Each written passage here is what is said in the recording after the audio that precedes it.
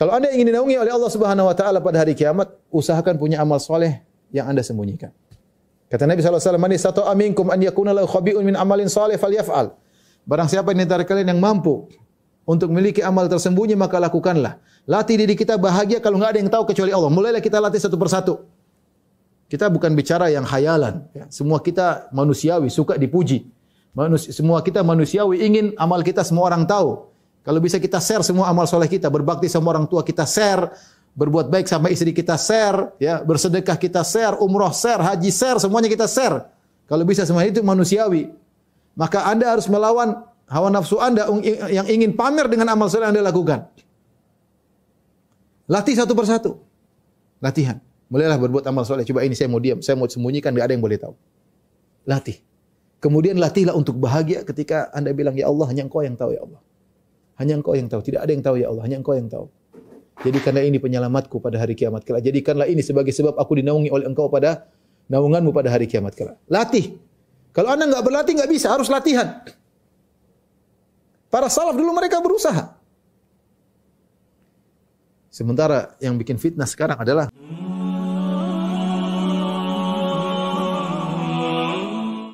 topik yang kita bahas pada kesempatan kali ini adalah tentang orang-orang yang akan mendapat naungan di padang mahsyar. Suatu padang yang Allah siapkan ya untuk mengumpulkan seluruh manusia. Qul innal awwalina wal akhirina lamajmu'una ila miqati yaumin ma'lum. Katakanlah seluruh ya manusia dari yang awal sampai yang akhir semuanya akan dikumpulkan pada hari yang telah ditentukan. Ya, hari tersebut adalah hari yang sangat dahsyat. Ya.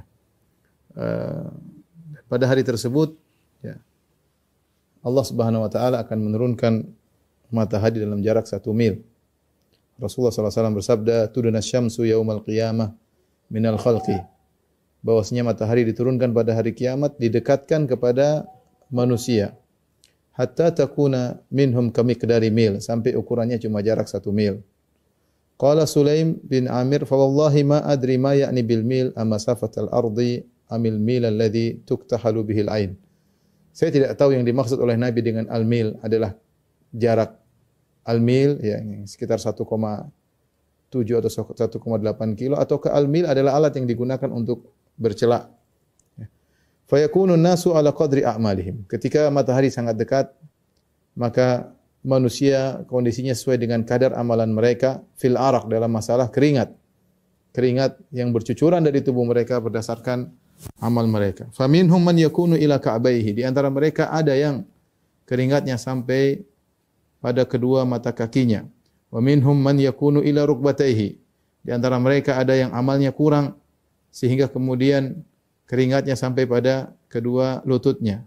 Wa minhum man yakunu ila haqawai. Dan di antaranya ada yang keringatnya sampai pada pinggangnya. Wa minhum man yuljimuhul araqu iljaman. Dan di antara mereka ada yang keringatnya sampai di mulutnya. Wa asyara Rasulullah sallallahu alaihi wasallam biyadihi ila fih. Lantas Rasulullah SAW mengisyaratkan kepada mulutnya. Maka semakin seorang amalannya semakin sedikit, maka kondisi dia bersama keringat semakin parah, semakin menenggelamkan dia. Disebutkan oleh sebagian ulama bahwasanya kondisi manusia sangat padat. Panas dari atas matahari yang begitu dekat dan sesaknya manusia dikumpulkan pada hari tersebut. Sampai sebagian ulama mengatakan manusia tidak punya tempat kecuali tempat berdirinya pada hari tersebut. Hari tersebut disebut juga dengan Yaumul Qiyamah, hari kebangkitan. Di antara tafsiran Yaumul Qiyamah yaitu manusia ya akan berdiri dan tidak ada yang duduk. Tidak ada yang berbaring. Semuanya berdiri. Yauma yaqumun nasu li rabbil alamin. Hari di mana manusia akan berdiri menanti kedatangan Allah Subhanahu wa taala untuk meminta pertanggungjawaban atas seluruh amalan mereka. Dan kita semua akan berada di situ. Kita semua akan berada di situ. Saya dan para dokter sekalian, para hadirin, para hadirat, semuanya akan ada pada hari tersebut. Ikhwan dan akhwat yang dirahmati Allah Subhanahu wa taala, ada orang-orang berbahagia pada hari tersebut dalam kondisi sangat kepanasan dari arah atas, demikian juga mereka yang sesak, panas dengan keringat yang bercucuran, dengan dempet-dempet. Ada orang-orang yang bahagia di mana mereka dinaungi oleh naungan Allah Subhanahu wa taala. Nabi menyampaikan dalam hadisnya, hadis yang diriwayatkan oleh Abu Hurairah radhiyallahu anhu, 7 golongan yang Allah naungi pada hari di mana tidak ada naungan kecuali naungan Allah Subhanahu wa taala. 7 golongan tersebut al-imamu al-adil. Yang pertama adalah imam yang adil. Yang kedua syabun nasya'a fi ibadatillah. Anak muda yang tumbuh dalam ketaatan kepada Allah. Wa rajulun qalbuhu mu'allaqun fil masajid. Dan seorang yang hatinya rindu untuk ke masjid. Wa rajulani tahabba fillah ijtama alaihi. 2 orang saling mencintai karena Allah Subhanahu wa taala. Mereka bertemu karena Allah wa tafarraqa alaihi, dan mereka berpisah karena Allah Subhanahu wa taala. Wa rajulun da'atum ra'atun dzatu mansibin wa jamalin. Seorang laki yang dirayu oleh seorang wanita yang memiliki kedudukan terpandang dan cantik jelita, faqala inni akhafullah. Maka dia berkata, aku takut kepada Allah. Wa rajulun tasaddaqa bi sadaqatin fa akhfaha. Seorang yang keenam itu seorang yang bersedekah dengan tangan kanannya lantas dia sembunyikan. Hatta la ta'lama shimaluhu ma tunfiqu yaminuhu. Sampai tangan kirinya tidak tahu apa yang diinfakkan oleh tangan kanannya. Wa rajulun dzakarallaha khaliyan fa fadat aynah.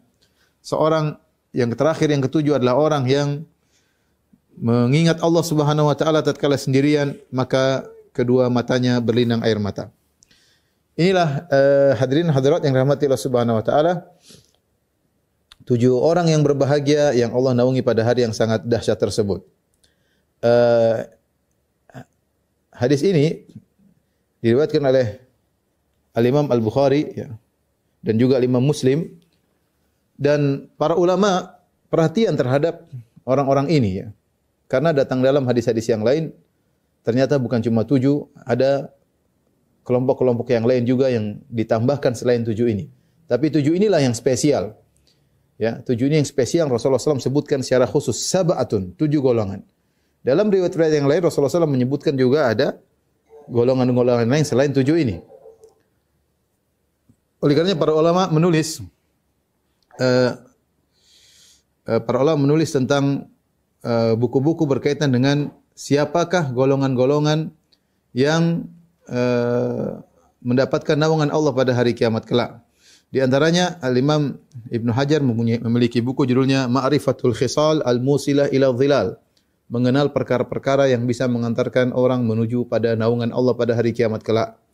Demikian juga kitab At-Tamhid Al-Farsh fi Al-Khisal Al-Mujibah ila Dhilal Al-Arsh ila Al-Dhilal Al-Arshi karangan As-Suyuti. Baik, apa yang dimaksud dengan naungan Allah? Maka ada 2 pendapat di kalangan para ulama. Maksudnya adalah naungan arsy Allah sebagaimana dalam riwayat yang lain. Ya fi dhilli arsyihi, yaitu di bawah naungan arsy Allah Subhanahu wa taala. Yang kedua, pendapat yang kedua mengatakan yang dimaksud dengan naungan Allah adalah naungan yang Allah ciptakan. Yang Allah ciptakan untuk menaungi orang-orang spesial tersebut. Bukan maksudnya naungan zat Allah, bukan, tetapi adalah naungan yang Allah ciptakan. Ya, dan ini adalah naungan yang spesial ya, yang melindungi orang-orang yang spesial tersebut pada hari yang sangat dahsyat. Kita akan jelaskan 7 golongan yang dinaungi oleh Allah, orang-orang yang berbahagia pada hari kiamat tersebut. Yang pertama adalah al-imamul adil. Imam yang adil ya. Dan ini adalah orang yang pertama yang Nabi SAW sebutkan di antara 7 golongan tersebut. Dan dia adalah orang yang paling spesial. Bahkan sebagian ulama mengatakan dialah yang terbaik di antara 7 golongan tersebut. Ya, dia yang terbaik di antara 7 golongan tersebut. Kenapa bisa demikian? Karena imam yang adil memiliki pahala yang sangat besar. Ketika dia adil, maka yang merasakan keadilannya banyak orang. Kita bayangkan bagaimana jika seorang kepala negara bersikap adil, mengeluarkan aturan-aturan atau undang-undang yang adil, maka banyak rakyat yang akan merasakan kebahagiaan dari keputusan-keputusannya. Demikian juga raja misalnya, ya. Dan juga berlaku pada pimpinan-pimpinan yang di bawahnya. Contohnya seorang gubernur misalnya, atau seorang bupati, atau wali kota, atau bahkan para ulama mengatakan yang wilayahnya kecil, ya, kekuasaannya kecil, seperti mungkin camat, mungkin lurah, ya, bahkan Pak RT mungkin, ya. Intinya semakin dia memiliki wilayah yang luas dan dia semakin adil, maka dia adalah orang yang paling berbahagia pada hari tersebut. Karenanya Syekhul Islam Ibnu Taimiyah rahimahullah berkata, Fa idza ijtahada ar-ra'i fi islahi dinihim wa dunyahum bihasabil imkan kana min afdali ahli zamanihi wa kana min afdalil mujahidin fi sabilillah. Jika seorang penguasa bersungguh-sungguh berijtihad untuk memperbaiki agama masyarakat, memperbaiki agama masyarakat, wa dunyahum, dan juga memperbaiki dunia mereka. Jadi dia bersungguh-sungguh bagaimana rakyat ini agamanya baik dan bagaimana ekonomi mereka baik, dunia mereka juga baik. Bihasabil imkan, semaksimal dia yang mungkin bisa dia lakukan, tidak harus berhasil. Yang penting dia berusaha dengan semaksimal mungkin. Yang Allah berikan dia kemampuan untuk melakukan demikian, ya, semaksimal mungkin. Bihasabil imkan kana min afdali ahli zamanihi, maka adalah orang terbaik di zamannya. Orang terbaik di zamannya. Wa kana min afdhalil mujahidin, dan dia adalah mujahid terbaik di zamannya. Fi sabilillah, di jalan Allah Subhanahu wa taala. Ini pernyataan yang indah dari Syekhul Islam Ibnu Taimiyah rahimahullahu taala. Ya. Karenanya kita tahu Rasulullah SAW bersabda, ya, habbul a'mal ila Allah. Sebelumnya Rasulullah SAW bersabda, khairukum anfa'ukum linnas. Sebaik-baik kalian adalah yang terbaik bagi, yang paling bermanfaat bagi orang lain. Sebaik-baik kalian adalah yang paling bermanfaat bagi orang lain. Wa habbul a'mali ila Allah sururun tudkhiluhu ala qalbil muslim. Dan amalan yang paling dicintai oleh Allah Subhanahu wa taala adalah amalan yang rasa kebahagiaan yang kau masukkan dalam hati seorang muslim. Dan terlalu banyak dalam Al-Qur'an Allah memuji orang-orang berbuat ihsan. Wallahu yuhibbul muhsinin. Allah mencintai orang-orang berbuat ihsan. Ketika Nabi SAW menyebutkan tentang ciri-ciri surga, kata Allah Subhanahu wa taala, ya, wasari'u ila maghfiratin min rabbikum wa jannatin arduha samawati wal ardu iddat lil muttaqin alladzina yunfiquna fis sarra'i wad dharra'i wal kadhiminal ghaidha wal 'afina 'anil nas wallahu yuhibbul muhsinin. Kata Allah Subhanahu wa taala, dan bersegeralah kalian menuju pada ampunan Allah dan kepada surga Allah yang luasnya seluas langit dan bumi, yang Allah siapkan bagi orang yang bertakwa, itu orang yang berinfak dalam kondisi lapang, mereka berinfak, dalam kondisi sulit juga mereka berinfak. Wal kadhiminal ghaidh, orang-orang yang meredam kemarahan. Wal 'afina 'anil nas, yang memaafkan orang-orang menzaliminya. Wallahu yuhibbul muhsinin, sungguhnya Allah mencintai orang yang berbuat ihsan. Maksudnya mereka berbuat baik kepada selain mereka, kepada masyarakat. Ini padahal ruang lingkup mereka cuma sedikit, hanya berbuat baik mungkin ke sedikit orang, tapi Allah memuji mereka. Mungkin dia hanya memaafkan beberapa orang yang menzaliminya, Allah sudah memuji orang-orang ini. Bahkan Allah menyatakan mereka penghuni surga. Bagaimana lagi dengan seorang pimpin yang adil, yang dia berbuat baik kepada mungkin jutaan manusia, dengan kepemimpinannya, dengan perjuangannya, dengan jihadnya, ya, maka dia adalah afdhalul mujahidin fi sabilillah. Kata Ibnu Taimiyah, adalah orang yang mujahid terbaik di zamannya di jalan Allah Subhanahu wa taala. Maka saya motivasi kepada para pejabat, ya, para penguasa untuk mencari naungan Allah dengan berbuat sebaik-baiknya, menjadi pemimpin yang terbaik untuk rakyat. Semaksimal mungkin. Semaksimal mungkin. Berusaha, berijtihad, berdoa kepada Allah agar dimudahkan untuk bisa memberi pelayanan kepada masyarakat dengan sebaik-baiknya. Ya. Oleh karenanya, ketika seorang, justru sebaliknya, seorang penguasa yang berbuat zalim kepada masyarakat, maka dia akan binasa pada hari kiamat kelak. Kalau ada orang mencuri, satu orang, paling dia mencuri, yang menuntut dia pada hari kiamat orang yang dia curi tersebut. Ya. Kalau dia mukul orang, mungkin mukul 3 orang, 5 orang itu akan menuntut dia pada hari kiamat. Perkaranya sepele, dia berhadapan dengan 5 orang, itu pun sudah berat. Bagaimana kalau dia menzalimi sampai ratusan ribu orang? Bagaimana kalau dia menzalimi jutaan orang? Dia akan binasa pada hari kiamat kelak. Yang nuntut dia sangat banyak. Yang nuntut dia sangat banyak, dia akan binasa pada hari tersebut. Allah mengatakan, Anal Malik, aina mulukul ard? Aku adalah raja, Malik Yaumiddin, raja penguasa hari pembalasan. Mana raja-raja dunia? Kalau mereka berbuat zalim, mereka akan binasa. Tapi kalau mereka adil, mereka adalah orang yang terbaik, ya. Bahkan 7 golongan. Yang terbaik adalah golongan yang pertama ini, imam yang adil. Tadi sudah kita sebutkan, Al-Hafidz Ibnu Hajar rahimahullah dalam Fathul Bari menyebutkan bahwasanya cakupan kepemimpinan tidak harus raja atau penguasa. Terkadang dalam cakupan kecil masing-masing berjuang dengan kekuasaan yang dia miliki, wilayah yang dia kuasai.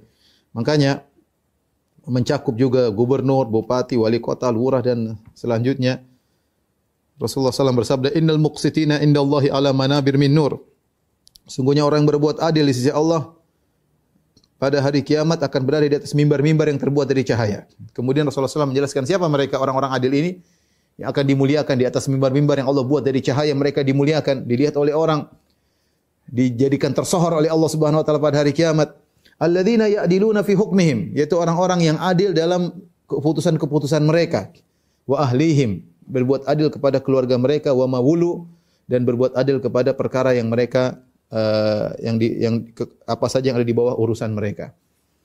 Jadi ini golongan pertama yang dimuliakan oleh Allah, dinaungi oleh Allah pada hari kiamat. Di saat orang-orang dalam kondisi sedang kepanasan, di bawah terik yang sangat panas, maka dia dalam kondisi tentram, teduh, karena berada di bawah naungan spesial, bukan naungan sembarangan, naungan Allah Subhanahu wa taala. Yang naungan yang Allah ciptakan untuk menjadikan dia teduh pada hari tersebut. Golongan yang kedua yang mulia pada hari tersebut, yang juga dinaungi oleh Allah Subhanahu wa taala, syabun nasya'a bi ibadatillah, yaitu pemuda yang tumbuh dalam beribadah kepada Allah Subhanahu wa taala.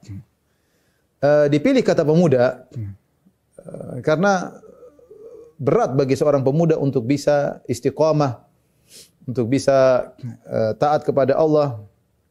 Ya, zaman dahulu sulit, apalagi zaman sekarang. Yang kita tahu bahwasanya sekarang zaman di mana semua maksiat mudah diakses. Kalau zaman dahulu orang bersendirian dalam kamar, maka dia akan selamat. Dia akan selamat. Asal dia tidak keluar rumah, dia selamat. Tapi zaman sekarang, ya, dia dalam rumah dia bisa melakukan justru lebih parah daripada kalau dia di luar rumah. Tatkala dia bersendirian, selama gadget masih ada di tangannya, ya, maka dia bisa berfantasi, dia bisa berkelana kemana saja yang dia kehendaki. Oleh karenanya jika ada seorang pemuda yang ternyata di zaman yang penuh fitnah seperti ini, kemudian dia bertakwa kepada Allah Subhanahu wa taala, ya, yang harusnya wajar jika dia berhura-hura, jika dia berfoya-foya sebagaimana pemuda-pemuda yang lainnya. Wajar, namanya masih muda, masih remaja, saatnya bersenang-senang, saatnya berjalan-jalan sana kemari, ya. Biasa anak muda. Tapi ternyata dia memilih jalan yang lain. Dia memilih bertakwa kepada Allah Subhanahu wa taala, dia meninggalkan, ya, kenikmatan-kenikmatan dunia untuk bertakwa kepada Allah. Banyak hal yang mungkin bisa dia kerjakan tapi dia tinggalkan, sehingga dia rajin ke masjid, sehingga dia rajin baca Al-Qur'an, sehingga dia rajin ikut pengajian, sehingga dia fokus berbakti kepada orang tuanya. Maka ini adalah seorang yang istimewa, ya, pemuda yang istimewa. Makanya Allah sebutkan dalam Al-Quran sekelompok pemuda contohnya seperti Ashabul Kahfi. Ashabul Kahfi yang jumlahnya 7 orang, ya. Kata Allah Subhanahu wa taala, "Innahum fityatun amanu." Mereka adalah anak pemuda, adalah 7 orang pemuda yang beriman, ya. Fityah kata Allah Subhanahu wa taala, anak muda. Bayangkan mereka hidup di suatu zaman yang seluruh negeri dalam kondisi kufur kepada Allah, seluruhnya. Cuma mereka ber-7 dan mereka disebut dalam sejarah adalah anak-anak pejabat. Mereka anak-anak penguasa, sehingga mereka harus menanggalkan kemewahan yang biasa mereka pakai demi untuk mentauhidkan Allah Subhanahu wa taala. Karena mereka ditekan, akhirnya Allah mengatakan fa'wu ilal kahfi, pergilah kalian ke goa untuk sembunyi, meninggalkan segala kemewahan dunia, ya, karena mereka akan ditangkap, akan dibunuh. Mereka kabur. Mereka anak muda. Anak muda. Oleh karenanya ketika Al-Imam Ibnu Katsir rahimahullah mengomentari ayat ini, beliau menyebutkan bahwasanya ketika Nabi sallallahu alaihi wasallam berdakwah, yang banyak beriman adalah anak muda. Makanya Allah juga sebutkan tentang kisah Nabi Yusuf alaihissalam yang digoda oleh Zulaikha dan dia masih muda. Dan dia masih muda, yang di mana syahwatnya bergelora, yang di mana lagi rasa keingintahuannya besar. Namanya anak muda, ingin mencoba. Justru Nabi Yusuf alaihissalam di saat masih muda tersebut digoda oleh wanita sangat cantik Zulaikha dan dia bisa selamat. Ya. Oleh karenanya kalau ada anak muda di zaman sekarang kemudian taat kepada Allah, menundukkan pandangan, ya, tidak asal sembarang berbicara dengan wanita, berbakti kepada orang tua, saya bilang dia adalah wali di antara wali-wali Allah Subhanahu wa taala. Wali di antara wali-wali Allah Subhanahu wa taala, ya. Inilah kelompok yang berbahagia, yang dia di masa mudanya seperti ini, bertakwa kepada Allah Subhanahu wa taala, tidak sebagaimana pemuda yang biasanya yang berhura-hura, yang menghabiskan waktu berjalan sana kemari tanpa ada manfaat dan faedah. Alhamdulillah kita bahagia sekarang, banyak anak muda ya yang mulai berhijrah, kenal ngaji, alhamdulillah ya. Dan semoga Bapak juga, para dokter juga pernah muda, mudah-mudahan waktu mudanya juga luar biasa. Semoga kita semua termasuk dari golongan ini ya. Amin ya rabbal alamin. Kemudian yang ketiga, saya mau bilang Bapak, Pak dokter kayaknya memang masih muda sekarang ya, belum tua ya. Mungkin sekarang masih muda ya, sudahlah. Waktu lebih muda dulu ya. Nanti saya bilang sekarang yang dulu masih muda kayaknya sekarang sudah tua ya. Enggak, Pak dokter juga masih muda meskipun lebih muda saya ya. Tapi kita lanjutkan yang ketiga, wa rajulun qalbuhu mu'allakun fil masajid. Yaitu seorang yang hatinya rindu ke masjid. Mu'allak, hatinya kayaknya tergantung di masjid. Meskipun jasadnya pergi kemana-mana, seakan-akan jantungnya dia simpan di masjid. Seakan-akan jantungnya di masjid. Dia rindu selalu ingin ke masjid. Kalau bukan karena ada kewajiban-kewajiban yang lain, dia akan terus ke masjid. Tapi kita tahu manusia diciptakan ya, makhluk sosial dan punya interaksi, punya tanggung jawab yang banyak. Maka harus keluar mencari nafkah, mungkin keluar untuk ilmu, mungkin harus banyak pekerjaan, mungkin harus berbakti kepada orang tua. Tetapi meskipun dia kemana kemari, kesana kemari, hatinya tergantung di masjid. Ini yang dimaksud dengan rajulun qalbuhu mu'allaqun bil masajid. Dan ini menunjukkan bahwasanya Islam tidak mengajarkan seorang di masjid melulu, tidak. Ya, dia beraktivitas, silakan keluar. Makanya Allah Subhanahu wa taala mengatakan rijalun la tulhihim tijaratun wala bai'un an dzikrillah wa iqamis salati wa ita'iz zakah. Allah memuji dalam surat An-Nur tentang sekelompok orang, kata Allah rijalun la tulhihim tijarah, yaitu orang-orang yang mereka berdagang, mereka berinteraksi, tetapi perdagangan tersebut dan interaksi tersebut, transaksi tersebut tidak membuat mereka lalai untuk salat. Inilah orang yang hebat. Allah tidak sedang berbicara orang di masjid melulu, tidak. Tapi yang mereka bekerja, tapi mereka tidak lalai untuk bisa beribadah kepada Allah Subhanahu wa taala. Ini maksud dari hadis ini, seorang yang rindu ke masjid. Sehingga kalau dia melangkahkan kaki ke masjid, bukan karena malas, bukan karena terpaksa, bukan karena, aduh, ini masjid wajib, kalau enggak saya berdosa. Enggak, tapi dia memang ringan, kakinya ringan, langkah menuju ke masjid. Dia pergi ke masjid dengan berseri-seri hatinya. Bukan terpaksa. Aduh, seandainya hujan dia senang banget, hujan, enggak ke masjid, alhamdulillah, hujan, senang. Ya, karena ada uzur tidak ke masjid. Bukan seperti itu, tapi dia memang rindu ke masjid. Ya, ingin ke masjid, hatinya selalu ingin ke masjid. Ya, kita bisa menilai diri kita. Kalau selama ini hati kita memang rindu ke masjid, solat kayaknya kurang sreg, kecuali ini bicara yang laki-laki, ya, tentang laki-laki. Kalau solat rasanya kurang sreg kalau tidak di masjid, maka mudah-mudahan termasuk dari golongan ini. Ya. Tapi yang keempat, para dokter yang hati Allah Subhanahu wa taala, rajulani tahabba fillah ijtama alaihi wa tafarraqa alaihi. Dua orang yang saling mencintai karena Allah. Mereka bertemu karena Allah dan mereka berpisah karena Allah. Sebagian ulama mengatakan saling mencintai karena Allah, berpisah karena Allah. Ini amalan yang paling termudah di antara 7 amalan tersebut. Ya. Imam yang adil tidak gampang, super sulit. Ya. Kemudian anak muda, kemudian taat kepada Allah bukan gampang, sulit, godaan banyak. Yang berikutnya hati selalu rindu ke masjid juga tidak mudah. Banyak perkara dunia yang buat kita kalau bisa enggak usah ke masjid. Betapa banyak orang lagi transaksi kemudian ada azan, dia merasa azan mengganggu dia. Dia lagi rapat, dia merasa azan mengganggu dia merasa terganggu. Ya. Kalau bisa dia jamak salat, dia jamak salat. Dia merasa terganggu ya. Tidak gampang. Kemudian yang kelima, seorang lelaki digoda oleh perempuan cantik jelita, kemudian kaya raya, kemudian dia bilang saya takut kepada Allah, lebih sulit lagi. Yang keenam, seorang yang bersedekah kemudian dia sembunyikan amalan solehnya sampai orang-orang tidak ada yang tahu. Yang ketujuh adalah orang yang bersendirian kemudian menangis karena Allah Subhanahu wa taala. Ini semua amalan sulit yang paling mudah ini kata sebagian ulama. Di antara rahmat Allah, Allah menjadikan salah satu amalan yang mudah dilakukan, tetapi termasuk dari orang yang dinaungi oleh Allah Subhanahu wa taala. Siapa? 2 orang saling mencintai karena Allah, bertemu karena Allah, berpisah karena Allah Subhanahu wa taala. Yaitu dia, dan ini mudah. Ketemu kawan, kita berteman dengan dia, bukan karena dia pejabat, bukan karena dia orang kaya, tidak, tapi kita sama-sama ngaji. Sama-sama ngaji, sama-sama mikirin dakwah, ya, sama-sama nyambung bicara masalah agama, sama-sama risau tentang bagaimana Islam, bagaimana perkembangan Islam di tanah air, ya, bagaimana bisa mencerdaskan umat Islam, ya, bagaimana bisa ya memikirkan bagaimana ya akhirat, sama-sama berorientasi adalah akhirat. Ini teman-teman seperti ini. Ya, kalau kita dapatkan, pegang erat-erat. Tidak mudah kita mencari persahabatan karena Allah Subhanahu wa taala. Kalau persahabatan karena dunia banyak. Persahabatan karena sama-sama hobi banyak. Sama-sama hobi bola jadi sahabat. Ya, sama-sama suka yang menonton bioskop ya, sama suka ke diskotik ada sahabatnya banyak. Ya. Sahabat karena sama-sama profesi juga banyak. Sama-sama petani, sama-sama pekebun, sama-sama peternak, misalnya sama-sama dokter, sama-sama pedagang ya, bisa ya. Tapi yang Rasulullah bicarakan bukan ini. Rasulullah yang bicara adalah persahabatan karena Allah Subhanahu wa taala. Persahabatan karena dunia adalah hal yang wajar.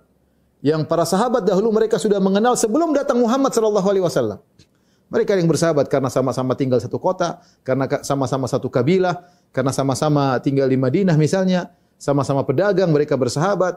Tapi tiba-tiba datang Muhammad sallallahu alaihi wasallam mengajarkan suatu persahabatan yang baru, persahabatan karena Allah. Ini yang mereka baru dengar, ada persahabatan karena Allah Subhanahu wa taala. Ciri-cirinya dia bersahabat bukan karena dunia. Nah, persahabatan yang karena Allah ini, ya, jika terjadi permasalahan, tidak mudah retak, tidak mudah berpisah. Dia tahu bahwasanya temannya tidaklah sempurna, sebagaimana dirinya tidak sempurna. Kalau dia bersahabat karena Allah, dia tahu bahwasanya konsekuensi persahabatan dia maafkan saudaranya. Tidak sebagaimana relasi yang terjadi banyak, terutama ibu-ibu, ya, tadinya dekat begitu bertengkar, kemudian seperti dua mata magnet yang tidak kutub mata tidak pernah ketemu. Ya. Kadang malah marah-marahan, kadang tadinya padahal jalan bareng-bareng tiba-tiba bertengkar. Ini menunjukkan persahabatan mereka bukan karena Allah Subhanahu wa taala, persahabatan karena duniawi, karena syahwat, karena sekedar kelezatan berteman. Yang dimaksudkan dalam hadis ini adalah orang yang berteman bersahabat karena Allah Subhanahu wa taala, orientasi sama-sama akhirat. Berbicara sama akhirat, dunia ya ada masing-masing punya urusan dunia, tapi mereka bersahabat karena memikirkan akhirat. Contoh Abu Bakar dan Umar radhiyallahu anhuma mengalami perdebatan dalam beberapa kali kejadian, ya. Sampai pernah Umar mengangkat suara, Abu Bakar angkat suara. Tapi apakah mereka kemudian ribut setelah itu? Tidak. Mereka saling memaafkan, mereka dekat karena mereka tahu persahabatan karena Allah berkonsekuensi untuk saling memaafkan. Kemudian mereka juga berpisah karena Allah Subhanahu wa taala. Apa maksudnya berpisah karena Allah? Ada beberapa pendapat. Ada yang mengatakan berpisah karena Allah yaitu pertama mereka bertemu karena Allah dalam majelis mereka, dan ketika mereka berpisah dari majelis masih dalam kondisi saling mencintai karena Allah. Jadi mereka berpisah masih saling mencintai karena Allah. Ini tafsiran pertama. Tafsiran kedua, mereka terus bersahabat sampai mereka meninggal dunia, ya, dan mereka tidak terpisah kecuali salah satu meninggal dunia dalam kondisi saling mencintai karena Allah. Persahabatan yang langgeng sampai meninggal. Yang ketiga, berpisah karena Allah dengan tafsiran satunya ternyata mulai menyimpang, ya, punya pemikiran yang menyimpang atau menyuruh kepada kemaksiatan, maka dia harus berpisah. Tidak bisa kita lanjutkan lagi persahabatan kita karena engkau melakukan kemungkaran, dan saya tidak mungkin bersahabat dengan orang yang selalu melakukan kemungkaran. Maka dia berpisah karena Allah Subhanahu wa taala. Ini salah satu tafsiran. Tafsiran yang berikutnya, yang keempat, maksudnya berpisah karena Allah itu masing-masing harus punya ibadah tersendiri. Dia ketemu, bersahabat, bercengkerama, asik kita ngobrol sama kawan. Tapi ada saatnya saya harus pulang. Kalau kita ngobrol terus, kapan kau baca Quran, kapan saya baca Quran. Kapan kau salat malam, kapan saya salat malam. Ya. Kapan kau bisa berbakti sama orang tua kalau kita ngobrol terus. Ini juga peringatan kepada kawan-kawan bersahabat, jangan berlebihan. Ketemu ngobrol tiap hari. Ya. Kapan kita mau punya ibadah sendiri dengan Allah, antara hablum minallah, punya hubungan dengan Allah dengan hubungan yang baik. Kita bersahabat karena Allah, ada waktunya, ada aturannya. Banyak kewajiban yang harus kita kerjakan, banyak hak yang harus kita tunaikan. Di antaranya kita berusaha untuk bisa berkhulwat, berdua-duaan dengan Allah dengan ibadah antara kita dengan Allah Subhanahu wa taala. Tapi yang kelima, rajulun da'atu imra'atun dzatu mansibin wa jamalin faqala inni akhafullah. Orang yang dinaungi oleh Allah Subhanahu wa taala, seorang lelaki yang dirayu oleh seorang wanita. Dan wanita ini bukan sembarang wanita, bukan wanita murahan, ini wanita dzatu mansibin wa jamalin, terpandang, kaya raya. Dia memiliki kedudukan. Apakah dengan hartanya, apakah dengan harkatnya, ya. Wa jamal, dan kemudian cantik jelita. Wanita mana yang dicari oleh lelaki? Cantik dan kaya raya. Betapa banyak lelaki terfitnah, tergoda dengan wanita yang kaya raya meskipun enggak cantik. Enggak cantik enggak apa-apa, yang penting kaya raya. di servis sana sini, di traktir sana sini, orang banyak yang berguguran. Ya. Demikian juga, betapa banyak lelaki terfitnah dengan wanita meskipun miskin tapi cantik. Enggak ada urusan mau miskin, super miskin tapi cantik jelita terfitnah. Bagaimana lagi dengan wanita yang menggabungkan keduanya, sudah cantik jelita dan kaya raya. Betapa banyak lelaki bangga punya pacar orang kaya meskipun itu ceweknya enggak cantik, tapi kaya raya, dia bangga. Ya, sebagaimana betapa banyak lelaki bangga punya cewek cantik meskipun miskin, meskipun dari orang jalanan, meskipun dari keluarga miskin. Bagaimana lagi jika tergabung keduanya, kaya raya dan cantik jelita. Siapa yang bisa kuat digoda oleh wanita seperti ini? Ya. Mungkin kondisi seperti ini tidak bisa dialami oleh semua orang. Mungkin kita tidak pernah digoda wanita seperti ini. Mungkin digoda sama wanita setengah cantik, setengah kaya. Tapi kalau cantik, kaya raya yang godain kita, ngapain dia godain kita? Mungkin dia godain lebih baik daripada kita ya. Tapi saya bicara tentang kondisi seorang pemuda yang luar biasa ya. Seorang lelaki lah, bukan muda. Seorang lelaki digoda wanita yang seperti ini, cantik dan kaya raya. Diajak untuk melakukan kemaksiatan. Dengan tegarnya dia berkata, "Inni akhafullah." Aku takut kepada Allah Subhanahu wa taala. Aku takut kepada Allah Subhanahu wa taala. Ada yang mengatakan dia ucapkan dalam dirinya, dia ingatkan dirinya, saya takut kepada Allah. Ada yang mengatakan dia ucapkan kepada wanita tersebut, "Inni akhafullah." Saya takut kepada Allah agar wanita tersebut menjadi jera dan tidak lagi menggodanya. Tidak lagi menggodanya. Ya, sebagian orang subhanallah diganggu oleh perempuan lewat WhatsApp-nya, lewat Facebook-nya, ya. Sudah tergoda, disimpan-simpan fotonya, di murojaah tiap malam, ya Allah. Saya bilang ada sebagian orang, "Ustaz ini gimana? Udah hapus." Saya bilang, "Kamu hapus gimana itu? Enggak boleh itu. Tidak halal untuk ya. Ya. Dan kita tahu bahwasanya fitnah paling besar bagi lelaki adalah fitnah wanita. Kata Nabi sallallahu alaihi wasallam, "Ma taraktu ba'di fitnatan adhara 'ala rijal minan nisa." Aku tidak pernah meninggalkan fitnah setelahku yang lebih berbahaya bagi para lelaki seperti fitnah wanita. Contohnya tentang ini seperti Nabi Yusuf alaihissalam ya, yang meninggalkan Zulaikha karena takut kepada Allah Subhanahu, bahkan dia kabur. Yusuf kabur dari lokasi. Maka seorang jangan pernah pede, jangan merasa saya imannya kuat, digoda wanita enggak apa-apa, mungkin sekarang enggak apa-apa, besok enggak apa-apa, lusa mungkin tergoda. Kita enggak tahu kapan titik iman kita aja lagi turun. Maka seorang kalau mulai digoda dengan wanita, mumpung imannya lagi kuat, dia segera memutuskan segala sarana yang bisa mendekatkan dia dengan hubungan yang haram tersebut. Jangan coba-coba ya. Jangan coba-coba, banyak kejadian. Ya, kalau sudah fitnah wanita tidak ada mau sudah ngaji, mau ustaz, bukan ustaz, semuanya bisa tergoda. Semuanya bisa tergoda ya. Karena itulah fitnah lelaki. Itulah fitnah lelaki. Fitnah yang paling berbahaya bagi lelaki fitnah wanita. Maka jangan coba-coba kita membuka jalur-jalur yang haram dengan wanita yang tidak halal bagi kita. Taib yang berikutnya yang keenam.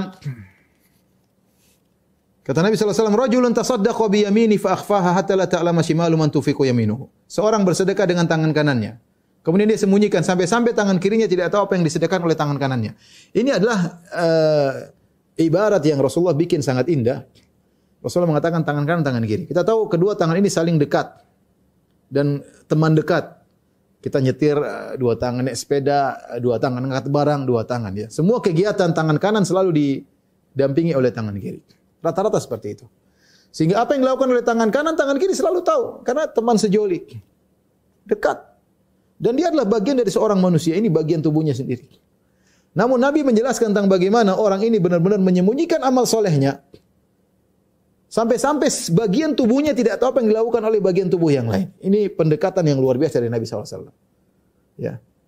Bagaimana teman sejolinya yang sangat dekat tidak tahu apa yang dilakukan oleh tangan kanannya. Menunjukkan dia menyembunyikan dengan luar biasa. Dengan berusaha untuk menyembunyikan. Itu kebiasaan para ulama dahulu. Para salafus saleh. Mereka berjuang, bersusah payah untuk menyembunyikan amal soleh mereka. Kalau kita baca kisah-kisah mereka luar biasa. Ya. Mereka bersusah payah untuk menyembunyikan amal soleh mereka. Mereka tidak merasa bahwasanya mereka pasti ikhlas. Mereka tidak pede dengan keimanan mereka. Mau menampakkan amal soleh mereka, saya ikhlas, tenang saja. Tidak, mereka tidak demikian. Kita bicara tentang para salaf, ya, para ulama dahulu. Ya, di antara mereka yang ketika berperang di jalan Allah Subhanahu wa taala, dia tutup wajahnya, tidak mau kelihatan. Akhirnya ada yang tahu ketika tertiup angin, orang, oh ternyata si fulan. Ketahuan. Ya. Dia di antara mereka seperti siapa? Ali Zainal Abidin, Ali bin Husain, ya, bin Ali bin Abi Thalib, Zainal Abidin. yang dia malam hari selalu mengangkat gandum untuk diberikan kepada fakir miskin. Bahkan dia tidak suruh budaknya. Dia angkat sendiri. Dia ingin punya ibadah yang tidak ada yang tahu kecuali Allah Subhanahu wa taala. Dia angkat sendiri. Dia letakkan di depan pintu orang-orang miskin. Sampai akhirnya ketahuannya bagaimana? Ketika dia meninggal, tidak ada lagi yang ngantar. Ternyata dilihat badannya ada bekas hitam, ternyata dia yang sering angkat sendirian. Bagaimana usaha dia untuk menyembunyikan amal soleh sampai kalau dia mau perintahkan budak bisa kamu taruh bagi-bagi jam 3 malam ya, tapi dia tidak mau. Dia ingin menyembunyikan amal soleh dia ya. Dan kalau kita baca luar biasa. Ada sebagian salaf yang dia puasa ya, tidak, bahkan istrinya pun tidak tahu. Bahkan istrinya pun tidak tahu. Kalau pagi-pagi dia minta dibawakan makanan, istrinya pikir dia mau makan pagi. Breakfast. Kemudian dia pergi, ternyata dia kasih fakir miskin. Ketika dia pulang, dia minta makan malam. Istrinya kira makan malam, ternyata makan berbuka. Dan itu dijalani bertahun-tahun, istrinya tidak tahu. Artinya bagaimana dia berusaha menyembuhkan amal solehnya. Kalau Anda ingin dinaungi oleh Allah Subhanahu wa taala pada hari kiamat, usahakan punya amal soleh yang Anda sembunyikan. Kata Nabi sallallahu alaihi wasallam, "Man istata'a minkum an yakuna lahu khabi'un min amalin salih falyaf'al." Barang siapa di antara kalian yang mampu untuk memiliki amal tersembunyi, maka lakukanlah. Latih diri kita bahagia kalau enggak ada yang tahu kecuali Allah. Mulailah kita latih satu persatu. Kita bukan bicara yang khayalan. Ya. Semua kita manusiawi, suka dipuji. Semua kita manusiawi, ingin amal kita semua orang tahu. Kalau bisa kita share semua amal soleh kita, berbakti sama orang tua kita share, berbuat baik sama istri kita share, ya, bersedekah kita share, umroh share, haji share, semuanya kita share. Kalau bisa semua itu manusiawi. Maka Anda harus melawan hawa nafsu Anda yang ingin pamer dengan amal soleh yang Anda lakukan. Latih satu persatu. Latihan. Mulailah berbuat amal soleh. Coba ini saya mau diam, saya mau sembunyikan, tidak ada yang boleh tahu. Latih. Kemudian latihlah untuk bahagia ketika Anda bilang, ya Allah, hanya Engkau yang tahu ya Allah. Hanya Engkau yang tahu. Tidak ada yang tahu ya Allah. Hanya Engkau yang tahu. Jadikanlah ini penyelamatku pada hari kiamat kelak. Jadikanlah ini sebagai sebab aku dinaungi oleh Engkau pada naunganmu pada hari kiamat kelak. Latih. Kalau Anda enggak berlatih, enggak bisa. Harus latihan. Para salaf dulu mereka berusaha. Sementara yang bikin fitnah sekarang adalah medsos. Orang share semua amal soleh dia. Coba kita tanyakan pada diri kita, amal soleh mana kita yang kita lakukan yang orang lain tidak tahu? Coba. Anda tanya, saya tidak bilang Anda, saya bilang kita. Tanyakan kepada diri kita sendiri. Mana amal soleh kita yang tahu hanya Allah? Coba cek. Adakah satu atau dua? Atau semua yang kita lakukan, semua orang pasti ada yang tahu. Entah orang dekat, entah teman, entah semua. Mana amal soleh kita yang kita lakukan, tidak ada yang tahu kecuali Allah Subhanahu wa taala. Latih. Itu amal yang paling bermanfaat, bisa menyelamatkan seorang pada hari kiamat kelak, di antaranya di padang mahsyar, ya. Subhanallah, sebagian orang tadi terfitnah dengan medsos. Dia berbakti sama orang tua, luar biasa. Kemudian dia share, alhamdulillah pagi hari ini saya telah menemani ibu saya telah inilah, saya telah. Ya, kita tidak nuduh orang ya. Kita bilang, jaga amal solehmu. Kalau kau sembunyikan lebih baik daripada kau share. Kalau kau sembunyikan, pintu riya sulit untuk masuk kepada engkau, ya, untuk kau masuki. Ya, setan bingung menggodamu. Tapi kalau kau share, sangat mudah dirimu untuk tertimpa dengan penyakit riya. Sebagian orang dia dipuji oleh orang lain, dia share pujiannya orang dalam di statusnya. Lihat, si fulan puji saya, ini pejabat puji saya, dia share di statusnya. Ya, buat apa? Maksudnya agar orang-orang tahu kau orang hebat dipuji sama pejabat. Jadi latih diri untuk tidak beramal saleh kecuali yang tahu hanya Allah Subhanahu wa taala. Ikhwan, apakah tidak boleh menampakkan amal soleh? Boleh. Yang penting ikhlas kepada Allah Subhanahu wa taala, ya. Tetapi yang disembunyikan lebih baik. Yang disembunyikan lebih baik, lebih selamat daripada penyakit riya. Taib, yang terakhir. Kata Nabi sallallahu alaihi wasallam, "Rajulun dzakarallaha khaliyan fafadat ainah." Seorang tatkala dia bersendirian. Khalian, dia sendirian. Dia bukan menangis di depan banyak orang. Tapi tatkala dia sendiri bersendirian, mungkin dia salat malam, mungkin dia salat duha, mungkin dia di pojokan baca Quran sendiri, ya. Mungkin dia lagi, ya intinya dia sendiri, dia menangis. Kata Ibnu Hajar rahimahullahu taala, tidak mesti dia sendiri, tapi bisa jadi di depan banyak orang tapi dia seakan-akan sendirian. Seperti mungkin kita lihat mesti ada sebagian orang lagi umroh, lagi haji, dia di pojokan Masjidil Haram, enggak ada yang kenal dia baca menangis, dia nikmati, ya. Dia menangis bukan karena orang di sekitarnya, bukan. Dia menangis karena Allah Subhanahu wa taala. Ya. Karena pintu nangis bisa juga membuka pintu-pintu riya. Ya. Sebagian orang bahkan membuat-buat seakan-akan dia menangis ya. Waliyadzubillah. Intinya, ikhwan dan akhwat yang dirahmati Allah Subhanahu wa taala, ini menunjukkan keikhlasan tersendiri, menunjukkan ketulusan hatinya ketika dia bersendirian, dia ingat keagungan Allah Subhanahu wa taala, ya, maka dia pun menangis bahkan dengan tangisan yang sangat banyak sampai air matanya berderai sampai jatuh ke tanah. Di sini Rasulullah menggunakan kata wa rajulun dzakarallaha khalian fafadat aynah. Seorang mengingat Allah tatkala dia sedang bersendirian, fafadat aynah, sampai matanya mengalir. Padahal yang kita tahu yang mengalir bukan mata tapi air mata. Ini menunjukkan air mata yang keluar sangat banyak ketika dia bersendirian. Ya. Bahkan dalam sebagian riwayat disebutkan, ya, sampai air matanya menetes ke tanah. Ya. Dan tadi kata Ibnu Hajar rahimahullah, kalau orang sudah terbiasa seperti ini, bahkan di depan banyak orang, dia tidak peduli dengan mereka, yang dia pedulikan adalah Allah Subhanahu wa taala. Seorang mungkin sedang di pesawat, mungkin sedang di bandara, mungkin sedang di bis, ya. Dia mengingat Allah, dia sendiri, dia menangis, dia tidak peduli dengan orang, ya. Dia juga termasuk dalam hadis ini, ya. Artinya dia bisa mengkondisikan hatinya, dia menangis bukan karena orang tapi menangis karena Allah Subhanahu wa taala, karena takutnya kepada Allah atau karena rindunya kepada Allah. Ditafsirkan dua, karena takut kepada Allah atau karena rindu kepada Allah Subhanahu wa taala. Inilah ikhwan dan akhwat yang rahmati Allah Subhanahu wa taala, 7 golongan yang Allah naungi pada hari kiamat kelak. Ada catatan, beberapa catatan yang harus diketahui. Yang pertama, ketika Nabi SAW menyebutkan dalam hadis-hadis ini, rajulun, lelaki, kata para ulama tidak ada mafhumnya, artinya masuk dalamnya juga wanita.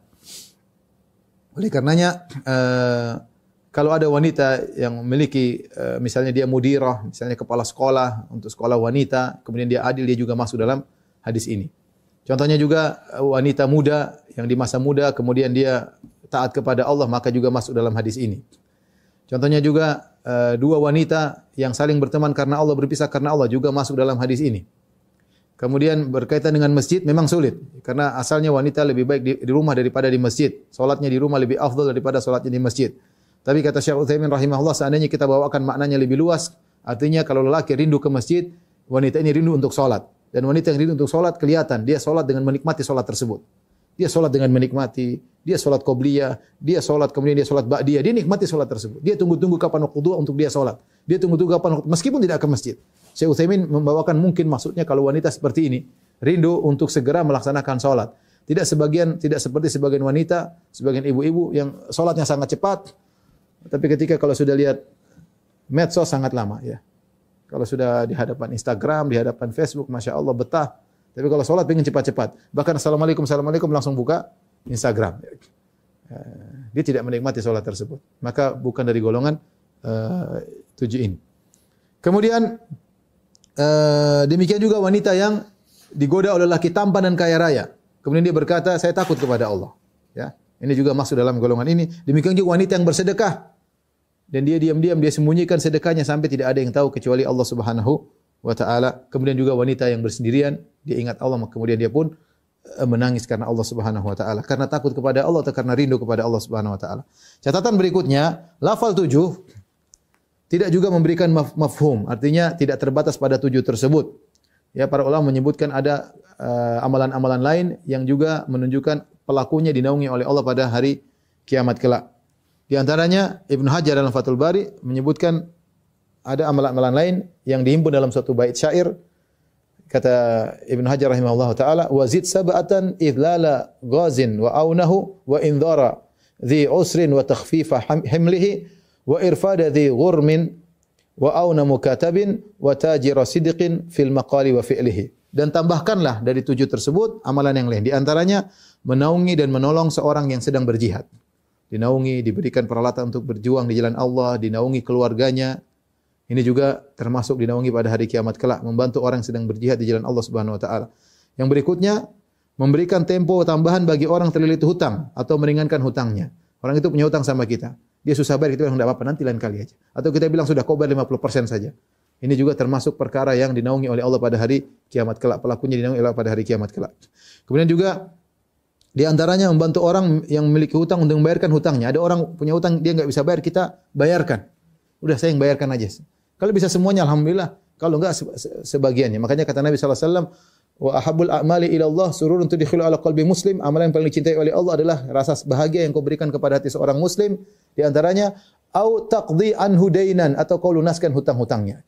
Ya, kita punya kawan dekat, kita tahu orang itu bertakwa kepada Allah, dia sudah berusaha semaksimal mungkin, ternyata tidak mampu, kita lunaskan hutangnya. Kalau memang kita mampu, kalau enggak separohnya semampu kita. Ya. Kemudian di antaranya juga adalah membantu seorang budak mukatab. Mukatab adalah di zaman dahulu ada seorang budak yang dia bikin perjanjian sama tuannya, sama pemiliknya, majikannya. Dia bilang, "Tuan, saya adalah milik kamu, tapi saya ingin beli diri saya. Kau hargai saya berapa?" Maka misalnya tuannya bilang, "Kau boleh bebas dengan bayar 1.000 dinar." Maka dia bekerja. Dia cari uang 1.000 dinar, kemudian dia serahkan kepada majikannya, maka dia bebas. Nah, di antara amalan yang buat seorang bisa dinaungi pada hari kiamat kelak, dibayarkan. Dia berapa utang muslim 500 dinar, dibayarin agar dia merdeka. Ini juga membuat pelakunya dinaungi oleh Allah pada hari kiamat kelak. Kemudian di antaranya seorang pedagang yang jujur dalam perkataan perbuatannya. Ini pedagang yang jujur sangat sulit, ya. Zaman sekarang. Ya. Sangat sulit, ya. Saya katakan juga termasuk para dokter. Ya, mohon maaf para dokter, ya. Terutama amanah kepada pasien, ya. Hati-hati dalam masalah memberi obat, ya. Kalau ada obat yang bagus, kasih yang bagus. Jangan pilihkan obat yang mahal yang kita ambil keuntungan, sementara ada obat yang lebih baik daripada itu. Ya, hati-hati ya. Kita harus amanah sama pasien. Ya. Karena memang banyak yang waspada saja, saya tidak ini, tapi waspada saja. Kita berusaha amanah, jujur kepada pasien, itu pintu kita untuk dinaungi oleh Allah pada hari kiamat kelak. Kalau memang ada obat yang baik, lebih murah, suruh beli yang murah aja. Ya. Kalau memang sama, tidak apa-apa. Kalau sama memang kualitasnya, harganya mirip-mirip, tidak ada masalah. Kita kerjasama dengan penjual obat. Tapi kalau ternyata ada yang lebih murah, sebagai bentuk amanah, seandainya kita yang jadi pasien, apa yang kita inginkan? Kita inginkan dapat obat yang sesuai, yang murah, yang bisa menyembuhkan. Ini di antara riwayat-riwayat yang menunjukkan ada amalan-amalan lain selain 7 golongan yang dinaungi oleh Allah Subhanahu wa taala. Kemudian di antara juga, ya, dalam hadis yang lain juga tentang sedekah, ada datang riwayat khusus bahwasanya sedekah menaungi orang pada hari kiamat kelak. Kata Nabi sallallahu alaihi wasallam, "Kullu mri'in fi dhilli shadaqatihi hatta yufsala bainan nas." Setiap orang akan di bawah naungan sedekahnya sampai Allah beri keputusan menghukum di antara manusia. Jadi kalau kita punya sedekah, semakin banyak sedekah kita, maka naungan kita semakin rindang, kita semakin teduh. Maka seorang jangan ragu-ragu untuk sedekah. Orang yang sedekah itu berbuat baik pada dirinya sendiri. Orang yang pelit sedekah, itu dia pelit pada dirinya sendiri. Kata Allah Subhanahu wa taala, "Wa may yabkhal fa innama yabkhalu ala nafsi." Wa may yabkhal fa innama yabkhalu an nafsi. Siapa yang pelit, sungguhnya dia pelit terhadap dirinya sendiri. Anda ingin susah hari kiamat? Udah, kalau Anda enggak ingin susah, sedekah. Ini aset bagi Anda di akhirat. Sedekah akan datang menaungi Anda pada hari kiamat. Yang penting ikhlas kepada Allah Subhanahu wa taala. Bukan untuk ujub, bukan untuk bangga-banggaan. Kemudian di antaranya seperti membaca surat Al-Baqarah dan Ali Imran. Kata Nabi sallallahu alaihi wasallam, "Iqra'ul Qur'an fa innahu ya'ti yaumal qiyamah syafi'an li ashabihi." Bacalah Al-Qur'an, sungguhnya Al-Qur'an akan datang pada hari kiamat memberi syafaat bagi pembacanya. Iqra'u Zahrawain, Al-Baqarah wa surat Ali Imran. Bacalah dua surat Zahrawain, yaitu surat Al-Baqarah, surat Al-Imran. Fa innahuma ta'tiyani yaumal qiyamati ka'annahuma ghamamatan aw ka'annahuma ghayayatan aw ka'annahuma firqani min tayrin sawaf tuhajjani an ashabiha. Maka dua surat ini akan datang pada hari kiamat, ya, seperti awan, ya, yang menaungi pembacanya, atau seperti dua kelompok burung yang sedang terbang dalam formasi hendak membela pembacanya. Ya, jadi akan menjadi naungan pada hari kiamat kelak, ya. Ini di antara amalan-amalan yang bisa menaungi seorang pada hari kiamat kelak. Menurut saya, fenomena hidup di dunia seringkali membuat manusia lalai terhadap hakikat akhir perjalanan, yaitu yaumul hisab di padang mahsyar. Padahal keberuntungan terbesar pada saat itu bukanlah harta, jabatan, atau kedudukan dunia, melainkan keselamatan di sisi Allah. Kisah tentang 7 golongan yang mendapatkan naungan ini seharusnya mendorong setiap muslim untuk mengevaluasi hubungannya dengan Allah, keikhlasan dalam beribadah, serta interaksi sosial yang mencerminkan ketakwaan. Ketika banyak amal manusia tertolak karena riya, kedengkian, dan kemaksiatan, 7 golongan ini justru mendapatkan penghormatan yang mulia. Hal ini menunjukkan bahwa Allah menilai hati, keteguhan iman, dan konsistensi dalam ketaatan. Maka, Berusaha termasuk salah satu di antaranya, merupakan keharusan spiritual, menjaga kejujuran, memelihara amanah, mengutamakan ibadah yang ikhlas, dan membangun rasa takut serta pengharapan kepada Allah. Barakallahu fikum.